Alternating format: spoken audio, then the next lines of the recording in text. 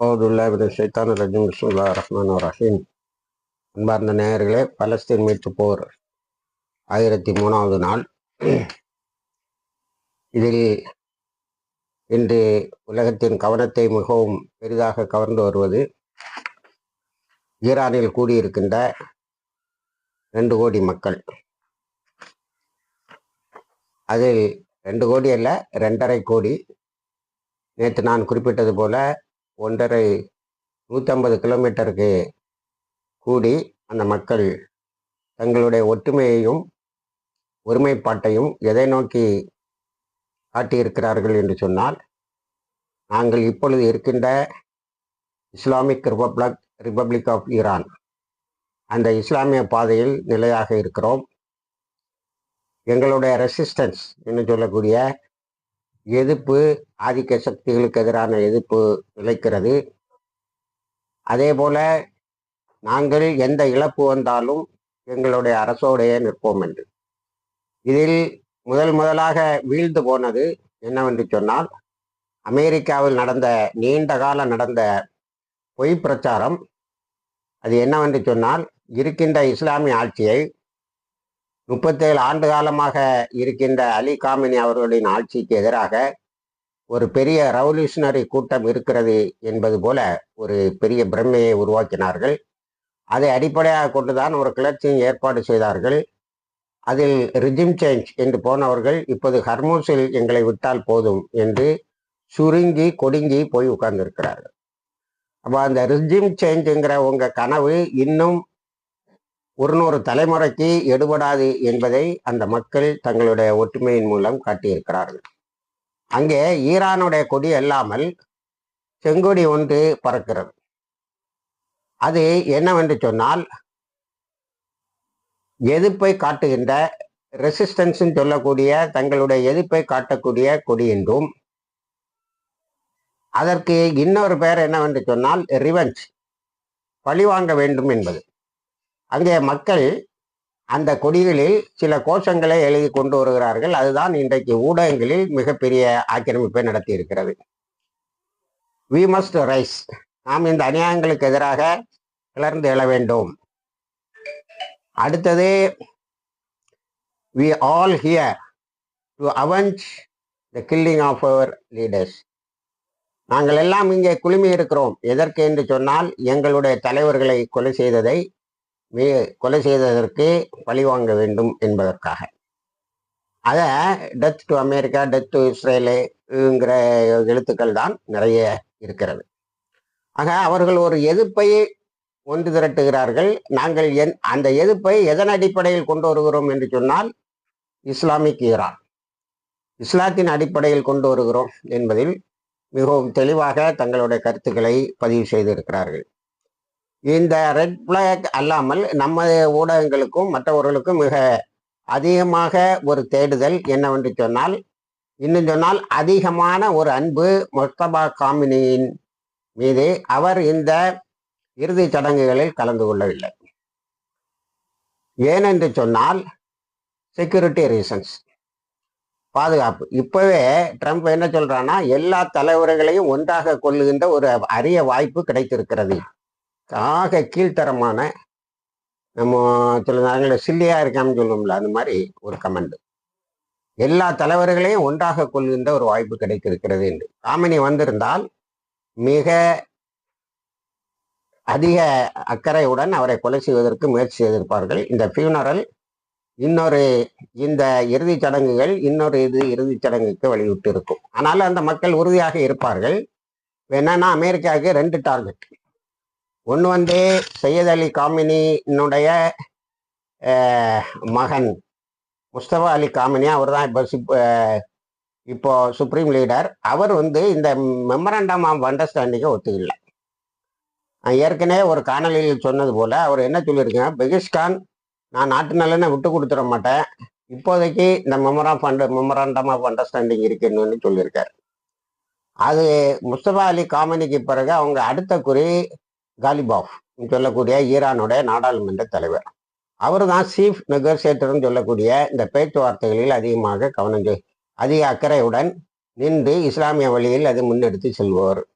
ஆனால் அவர் இதில் எல்லாம் கலந்துக்கிட்டாரு. முஸ்தபா அலி காமினி, இஸ்ரேலும் அமெரிக்காவும் ஒரு திட்டத்தை வைத்திருக்கிறார்கள், அவரை எப்படியாவது கொலை செய்து விட வேண்டும். அதனால் அவர் இதில் கலந்து கொள்ளவில்லை. ஆனால் அவருடைய இதர சகோதரர்களும் காமினி, இமாம் காமினி அவர்களுடைய மகன்களும் கலந்து கொண்டு இருக்கிறார்கள். அப்போ இந்த இதிலும் இவ்வளவு பெரிய சோகத்திலும் அவர்கள் ஒரு கொலைக்கான ஒரு திட்டத்தை தான் தீட்டி இருக்கிறார்கள். ஆகவே அந்த மக்கள் இப்பொழுது தங்கள் கோஷமாக இவர்களை பழி தீர்ப்பதை வைத்திருக்கிறார்கள். அடுத்தது இந்த மொத்த இதிலேயே நம்ம பார்க்க வேண்டியது, ஈரான் ஒரு செய்தியை உலகெங்கும் சொல்லிவிட்டது. அது என்னவென்று சொன்னால், 130க்கு மேற்பட்ட நாடுகள் அலி காமினி அவர்களுடைய அவர்களுடைய இறுதிச் சடங்கில் கலந்து கொள்கிறார்கள் என்று சொன்னால், அதே போல 7-8 இஸ்லாமிய இயக்கங்கள் அங்கே கலந்து கொண்டிருக்கின்றன என்று சொன்னால், அது இந்த உலகம் ஈரானுடைய அனுதாபத்தின் கீழும் ஈரானுக்கு துணை நிற்பதற்கும் தயாராக இருக்கிறது என்பதுதான். அதில் நம்ம ரஷ்யாவை சேர்ந்த முன்னாள் பிரதமர் என்று சொல்லுகிறார்கள். இப்பொழுது அவர் ரஷ்யானுடைய செக்யூரிட்டி கவுன்சில் மெம்பராக இருக்கிறார், மதாதேவ் என்பவர். அவர் சொல்லியிருக்கிறார், ஈரானுக்கு அணுகுண்டு தேவையில்லை. ஈரான் ஒரு புது அணுகுண்டை கண்டுபிடித்து இருக்கிறது. அது என்னவென்று சொன்னால் தெர்மோ நியூக்ளியர் வெப்பன் என்று அவர் பெயர் வைக்கிறார். அதாவது தெர்மோனா தண்ணியை தான் சொல்லுவாங்க. அதாவது ஹர்மூஸ் அணையை அவர் சொல்றார். ஹர்மூஸ் நீரணையை அல்லது ஹர்மூஸ் ஜலசந்தியை சொல்றாரு. ஹர்மூஸ் ஒரு ஆயுதம், பாபுல் மண்டப் ஒரு ஆயுதம். இந்த 2 ஆயுதத்தை வச்சு அவர் அமெரிக்காவை வீழ்த்தி விடலாம், ஈரான் அமெரிக்காவை வீழ்த்தி விடலாம், வீழ்த்தி விட்டார்கள் என்று சொல்லுகிறார். அதே மாதிரி அவர்களுக்கு ஒரு நூக் என்பது வேண்டாம் என்று இருக்கிறார்கள். வேண்டும் என்றால் அவர்கள் உடனேயே அதை பெற்றுக்கொள்வார்கள். இதனிடையே நெத்தன்யாஹு இஸ்ரேலில் ஒரு பிரச்சாரம் செய்கிறார். அது என்னன்னா, நான் ஈரானுடைய எல்லா நியூக்ளியர் இதையும் அழிச்சிட்டேன், அணு உலைகளையும் அழித்து விட்டேன் என்று. அதை அங்கே இருக்கின்ற யாரும் ஒத்துக்கொள்ளவில்லை. இப்போ ஒரு கவுண்டர் இது போட்டிருக்காங்க. அதில் என்னன்னா, நெத்தன்யாஹு யுத்தம் ஆரம்பித்த எல்லா இடத்திலேயும் மிகப்பெரிய தோல்வியையே சந்தித்திருக்கிறார். இப்பொழுதும் அவர் தோல்வி முகத்தில்தான் இருந்து கொண்டிருக்கிறார். இஸ்ரேலை அழித்து விட்டார். இப்பொழுது அவர் போலியாக ஒரு வெற்றியை நாடுகிறார் என்பதை சொல்லியிருக்கிறார்கள். அடுத்தது, இந்த பெரிய ஃபியூனரல் வேற எதை காட்டுகிறது என்று சொன்னால், US Israel EU defeat. America அதே போல இஸ்ரேலு ஐரோப்பிய நாடுகள் எல்லாம் போட்ட சதியை அவர்கள் ஒன்றுமில்லாமல் ஆக்கிவிட்டார்கள் என்று சொல்லியிருக்கிறார்கள். இதனிடையே குழந்தை கொலை, அதாவது அந்த மினாப்ல இறந்த 168 குழந்தைகள் இப்போ கொமேனியினுடைய 14 மாதமே ஆன கிராண்ட் டாக்டர் பேத்தி, இவர்களுடைய இது எல்லோருடைய கண்களிலும் கண்ணீரை வரவைத்திருக்கிறது. எப்படிப்பட்ட மாபெரும் கொலையை இவர்கள் செய்திருக்கிறார்கள் என்று. அடுத்து நாம் கவனிக்க வேண்டியது, இப்பொழுது காசாவில் காசாவுக்கு முன்னால் லெபனானை பார்க்கலாம். லெபனானில் தாக்குதல் நடத்திட்டு தான் இருக்கான். பேச்சுவார்த்தை அது இதெல்லாம் ஒன்றும் அவன் எப்போவுமே கட்டுப்படுவது இல்லை. ஹிஸ்புல்லா நேற்று 2 முக்கிய இஸ்ரேலிய கமாண்டர்களை கொலை செய்திருக்காங்க. அப்படி இருந்தும் நெத்தன்யாஹு தன்னுடைய படைகளிடம் இப்போ கெஞ்சிறான், நீங்கள் வந்துடாதீங்க, லெபனானை விட்டு வந்துடாதீங்க, வந்துட்டேன்னா நார்தன் இஸ்ரேலுக்கு, வடக்கு இஸ்ரேலுக்கு நம்ம ஆட்களை அனுப்பவே முடியாது, ஏன்னா தெற்கு இஸ்ரேலுக்கு நாம் ஆட்களை அனுப்பவே முடியாது, ஒருதம் போய் கூட குடியிருக்க மாட்டான் அப்படின்னு. ஆனால் அங்கே உள்ள கமாண்டர்ஸும் பொதுமக்களும் அது தேவையில்லை என்று சொல்லுகிறார்கள். அடுத்தால இப்போ ஒரு புதிய பொய்யை கெட்டவிழ்த்து விட்டுருங்க. அது என்னன்னா, லெபனானில் உள்ள சில கிறிஸ்தவர்கள் அதை எங்கள் ஏரியாவை நீங்கள் எடுத்துக்கிடுங்க, இஸ்ரேலோட அனெக்ஸ் பண்ணிக்கிடுங்கன்னு சொன்னாங்களாம். இப்படி ஒரு கதையை கட்டவிழ்த்து விட்டுருக்கேன். ஆனால் நேற்று தான் நான் உங்களுக்கு செய்திகளை சொன்னேன். இந்த கேப்பில் கிறிஸ்தவர்களை 83 தடவை ஜெருசலத்தில் மட்டும் அடித்து அவங்கள இடமிட்டவர்களாக அவங்கள அலைய விட்டுருக்கேன். அதுக்கு முன்னாடி அவங்க ஸ்கூலில் அடித்தான். அதுக்கு முன்னாடி அவங்க டீச்சர்ஸுக்கு இருந்த டீச்சிங் சர்டிஃபிகேட்டை சீஸ் பண்ணால் இதெல்லாம் நம்மளுடைய காணொலிகளில் சொல்லியிருக்கிறோம். இப்போ இப்படி ஒரு கதையை சொல்லியிருக்கான்.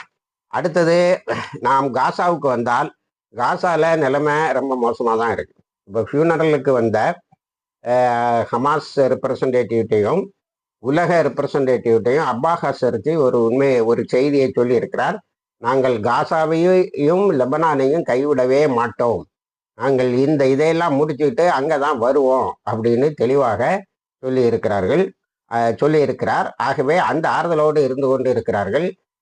நேற்றும் 2 பேரை கொலை செய்திருக்கான். நித்தம் 2 பேரை கொலை செய்துக்கிட்டே இவன் சீஸ்ஃபயரில் இருப்போம்னு சொல்லுவது அது சரியாக இருக்காது. ஆனால் நம்ம அல் ஜசீரால ஒரு பெரிய வீடியோவை வெளியிட்டிருக்காங்க. 1000 நாள் ஜெனோசைடுக்கு பிறகும், 1000 நாள் கூட்டு படுகொலைக்கு பிறகும் காசா ரொம்ப பலம் பெற்றதாக, அவர்களுடைய பொறுமை வீண் போகவில்லை என்பதை நிரூபிக்கும் வகையில் மீண்டும் அது துளித்து எழுகிறது என்று சொல்லியிருக்கிறார்கள், கிளர்ந்து எழுகிறது என்று சொல்லியிருக்கிறார்கள். அப்போ அங்கே ஒரு ரெசிஸ்டன்ஸ் உருவாகிறது என்பதுதான் இப்பொழுது இதிலிருந்து தெரிகிறது. ஆனால் என்ன மாதிரியான ரெசிஸ்டன்ஸ் என்ன அதுங்கிறத பற்றி ஒன்றும் இல்லை. தண்ணி எடுக்க போன இடத்துல ஒரு குழந்தைய கொண்டு இருக்கான். இவ்வளவு கொடுமையான கொலைகளை செய்து கொண்டு இருக்கக்கூடிய நாட்டை பற்றி இது நம்பிக்கை ஊட்டக்கூடிய இதுதான் என்றாலும், ஈரான் அதில் கவனம் செலுத்துவேன் என்றாலும் அது உடனேயே செய்யப்பட வேண்டும் என்பதாக உலக நோக்கர்கள் எடுத்து சொல்லுகிறார்கள். அடுத்தால ஹூத்திஸோட ரெப்ரசன்டேட்டிவ்ஸும் இங்கே வந்திருக்காங்க ஈரானுக்கு, இந்த ஃபியூனரலுக்கு. அவர்களிடமும் ஹூத்திஸோட நிலைப்பாடுகளை பற்றி பேசியிருக்கிறார். நேற்று சின்ன ஒரு சண்டையை யமனில் ஏற்படுத்தி இருக்கிறது அமெரிக்க யூத உளவு நிறுவனங்கள். ஹூத்திஸுக்கும் அங்கே உள்ள கவர்மெண்ட்டுக்கும் இடையில ஒரு சண்டையை ஏற்படுத்தி இருக்கிறார்கள். அவங்க உடனேயே சில ஹூத்திஸ் அந்த ரெட் சி ஓரத்தில் உள்ள சில அலுவலகங்களை கைப்பற்றி இருக்கிறார்கள். அவங்க அதை மீட்கிறதுக்கு அந்த அரசாங்க படைகள் முயற்சி செய்திருக்கின்றன. கடைசியில் ஒரு சமரசத்தில் முடிஞ்சதாக தெரிகிறது. இப்படி எங்கேயுமே நிம்மதியாக இருக்க விடக்கூடாதுங்கிறதுல ஒரு இதாக இருக்கான்.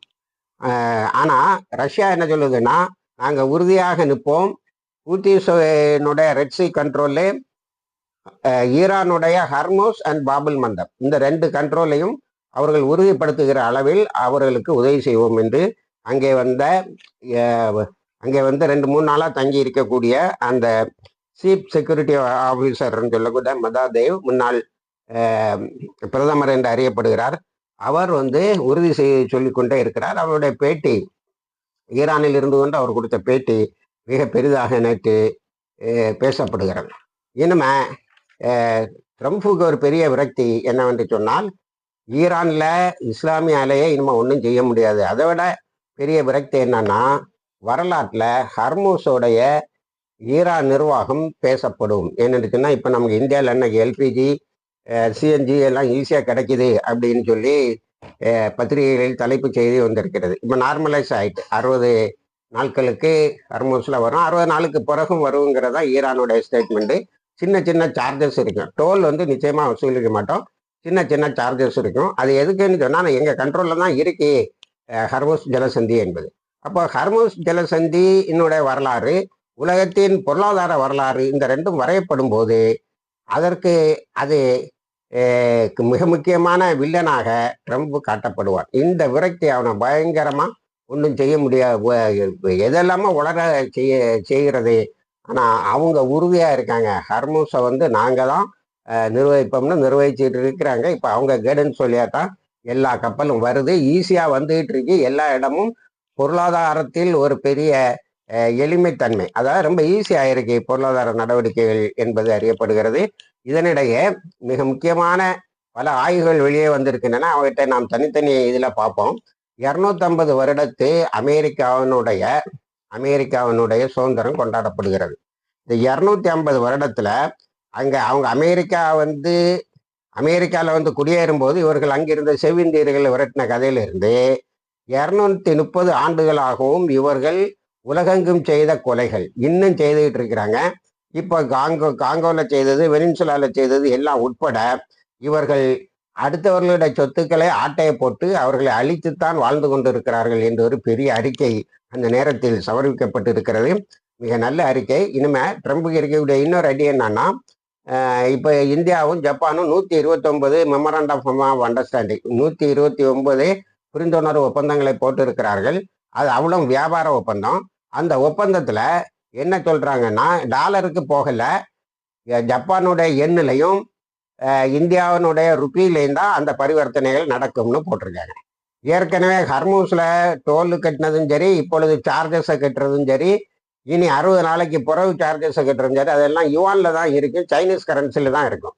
அப்போ பொருளாதார நிபுணர்களுடைய போக்கு பார்வை எப்படி இருக்கிறது என்று சொன்னால், இந்த பொருளாதார வட்டம் ஏசியா நாடுகள் ஆசிய நாடுகளுக்கு என்னுடைய கரன்சிக்கு மாறுது. அடுத்தால டாலர் பயங்கரமாக ஒரு அடியை வாங்குகிறது. அதனால் 2 தோல்விகள் நிரந்தரமாக ட்ரம்போடு ஒட்டி கொண்டு இருக்கும். ஒன்று ஹர்மோஸ் கையை விட்டு, ஹர்மோஸ் ஈரானிடம் ஒப்படைக்கப்பட்டது, சும்மா இருந்ததை போய் சீண்டி கெடுத்தாங்கிற மாதிரி.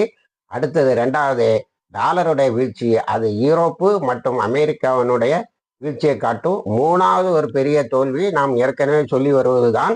அது என்னவென்று சொன்னால், நேட்டோ நாடுகளும் EU நாடுகளும் G7 நாடுகளும் இது போன்ற நாடுகள் எதுவும் அமெரிக்காவுக்கு எப்ஸ்டீன் ஃபைல் வழியாக இஸ்ரேலுக்கு அடிமையாகிய ட்ரம்புக்கு துணை நிற்கவில்லை. இனிமேலும் அது துணை நிற்காது. நேட்டோவினுடைய இதர EU நாடுகள் தனி மிலிட்டரியை வளர்த்து கொண்டிருப்பது இதற்கு பட்டவர்த்தமான எடுத்துக்காட்டு. இப்படி உலகையே மாற்றி போட்ட ஒரு நிகழ்வு ஈரானில் நடந்து கொண்டு இருக்கிறது.